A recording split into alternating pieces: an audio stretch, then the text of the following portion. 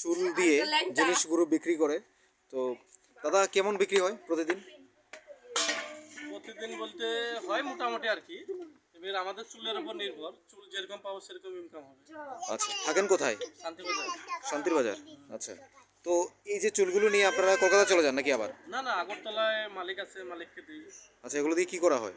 এগুলা চুলের খোপা। নতুন করে আবার বের করে না, আর্টিফিশিয়াল যেগুলো হয়। আচ্ছা, কলকাতা বাড়ি কোথায়? মুর্শিদাবাদ। ওখান থেকে এখানে থাকেন, ভাড়া থাকতে হয়? ভাড়া। আচ্ছা, তো সব কিছু ভাড়া দিয়ে তারপরে এই চুলগুলো নিয়ে সারাদিন আপনার বাইক জার্নি করে সব কিছু বিক্রি করার পর চলে যায় সংসার? চলে। আপনারা দেখতেই পাচ্ছেন এই যে একজন দাদাকে পেলাম, যে যিনি বলছেন যে চুল বিক্রি করে ত্রিপুরায় এসে, এই যে কলকাতা মুর্শিদাবাদ থেকে এত দূরত্ব, হাজার হাজার কিলোমিটার দূরে এসে এই জিনিসগুলো বিক্রি করে, অর্থাৎ এগুলো বিক্রি নয়, অর্থাৎ চুলের বিনিময়ে এই জিনিসগুলো দেয়। যেখানে আপনারা বালতি দেখতে পাচ্ছেন, এই যে ঝাকার দেখতে পাচ্ছেন, এই যে মগ, তারপরে স্টিল, সবগুলোই রয়েছে এখানে।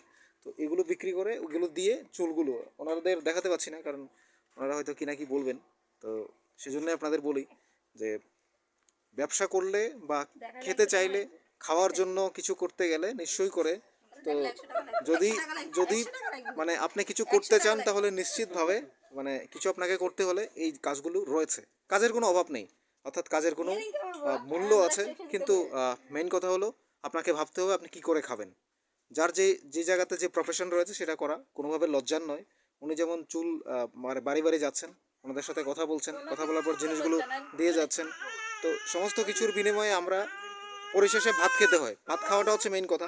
তো ওনার জিনিসগুলো দেখতে ভালো লাগছে যে উনি একটা বাইক নিয়ে যাচ্ছেন, পরিশ্রম রয়েছে, তার মধ্যেও সংসার চলে যাচ্ছে বিন্দাসভাবে। তো আপনারাও চাইলে আপনার মতামত জানাবেন।